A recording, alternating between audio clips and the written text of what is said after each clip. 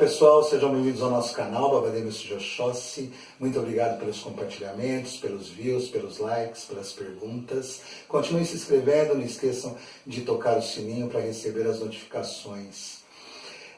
Pessoal, me fizeram uma pergunta a respeito da corte dos orixás.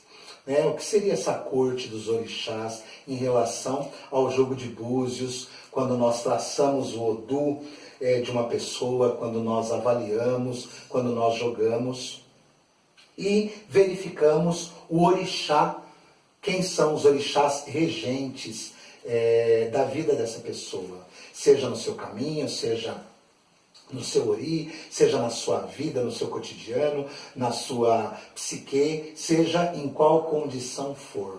Então a corte dos orixás ela é dividida da seguinte forma. Primeiramente, essa corte ela existe porque ela é quem traça a personalidade, o caráter, o moral, traça a individualidade de cada um. Essa corte ela se inicia então no orixá do amparo. Então quem é esse orixá do amparo?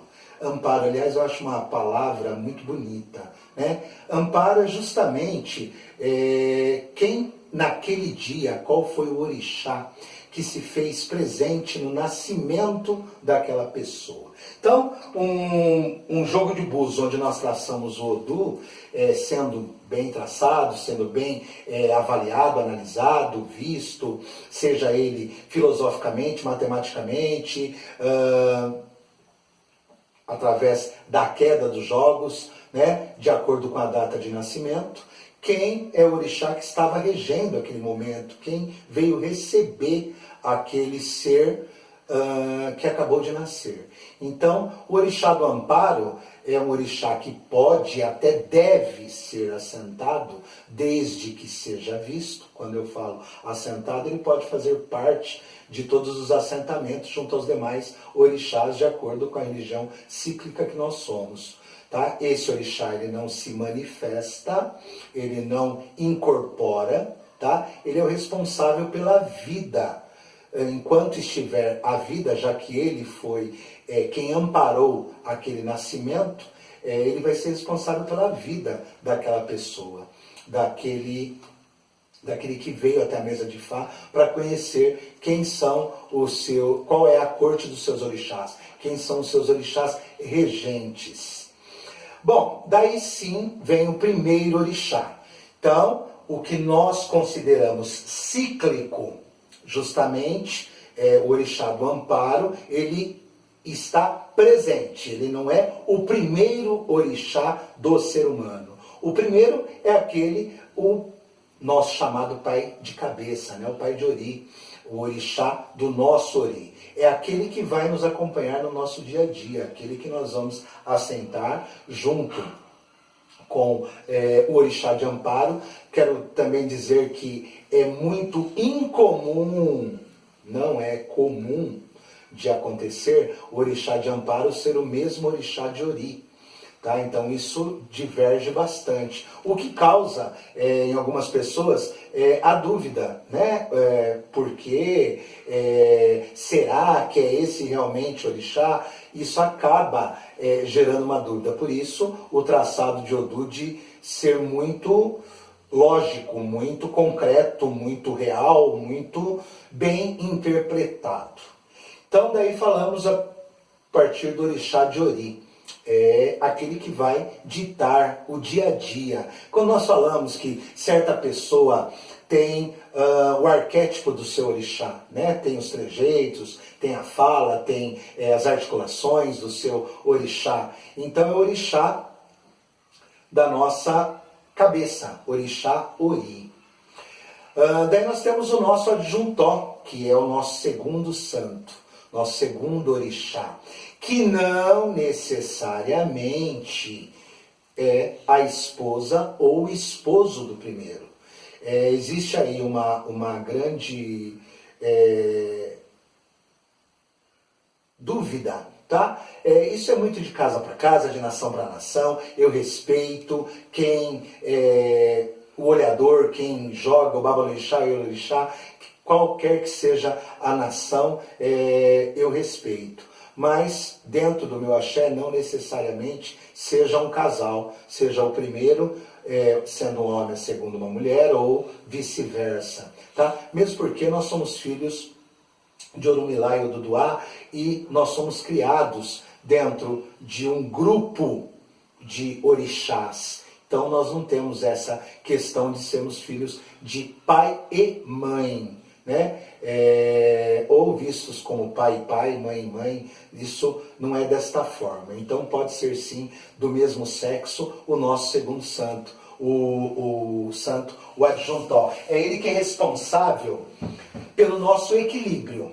O equilíbrio, o nosso equilíbrio que quando eu coloco, eu falo em relação à matéria e em relação ao espírito. Então, dentro do riscado e do traçado de Odu, nós falamos do adjuntó e é ele quem traz para essa pessoa o equilíbrio, que também deve ser assentado de acordo com as suas obrigações cíclicas, normalmente em 3 ou em 5 anos. Isso vai de pessoa para pessoa, de iniciado para iniciado, tá? Essa sequência de comparar o adjuntó com o seu tempo de obrigação. Apesar de sermos cíclicos e deveríamos levar isso à risca. Mas, no mundo globalizado, em pleno século XXI, fica difícil da gente conciliar uma data de iniciação com o tempo onde o Ogão, o Mequede pode estar acompanhando, uma mãe criadeira, um Babalossain, uma Yalossain estar acompanhando na iniciação. Então, deveria sim ser cíclico, religiosamente cumprido a etapa no seu tempo específico. Mas isso, infelizmente, não pode ocorrer. Mesmo porque também, infelizmente não, porque nós também temos que ter a nossa vida profissional, pessoal, afetiva, né? Além, claro, sem dúvida nenhuma, do nosso profissionalismo. Porque como nós vamos cuidar do nosso orixá se nós não temos o nosso trabalho para poder auxiliar o nosso orixá, dar aquilo que ele precisa, aquilo que ele necessita, em prol a nós mesmos. Bom, o terceiro santo é o Etá, né? O orixá que nos acompanha e responsável pelo nosso psicológico. Tá? Então, existe muito essa questão de se comparar, aquele filho, aquele Aô, aquele Ogão, aquele Ekede, aquele Babalorixá e tudo mais, sempre se comparar ao primeiro orixá. E, na verdade, o psicológico dessa pessoa, quem rege, quem vem cuidando, quem vem tomando conta, é o terceiro santo, é o Etá, é justamente aquele que trata das questões psicossomáticas, do psicológico humano. E para finalizar aí essa corte dos orixás, para finalizar essa questão do traçado de Odu desde o nascimento até a sua morte, nós falamos então do orixá de herança, o que traz também preocupação. Às vezes a pessoa acredita que o orixá de herança, uma vez continuado a ser cultuado, porque o próprio nome diz, herança você carrega, ou do seu antepassado, do seu ancestral, ou do seu babalorixá, quem tem seu próprio Egbê que vai dar continuidade. Às vezes o Ibá do ancestral vai continuar recebendo todo o ritual. As pessoas acreditam que isso pode ser um problema na vida de quem vai estar cultuando o orixá de herança. Né? Por quê? Nossa, mas a pessoa já morreu e vai se continuar cultuando. Primeiramente, não vai se cultuar a pessoa. O que morre é o corpo físico, o que morre é a matéria. A espiritualidade não morre. O fato de nós termos nosso Ibauri ali assentado e estar cultuando o nosso orixá de herança não significa que aquilo vai nos trazer um atraso, muito pelo contrário. Aquilo é uma honra, é uma hombridade, dar continuidade ao tratamento, ao ritual do orixá de herança. Então, essa herança todos nós temos? Não necessariamente. Tá? É bem comum nós encontrarmos orixá de herança quando nós já viemos de um berço onde os nossos ancestrais, avós, bisavós, que quer que sejam, já cultuavam os orixás. E os nossos filhos, nossos netos, aquilo vai passando de geração para geração. Então, para essa condição, é comum os herdeiros de axé, como o próprio nome diz, herdeiros de axé, carregar orixá de herança.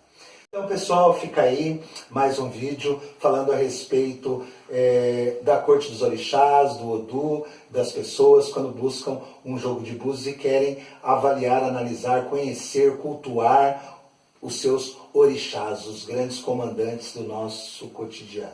Um forte abraço a todos, muito axé, muita prosperidade, muito aláfia. Que o orixá abençoe.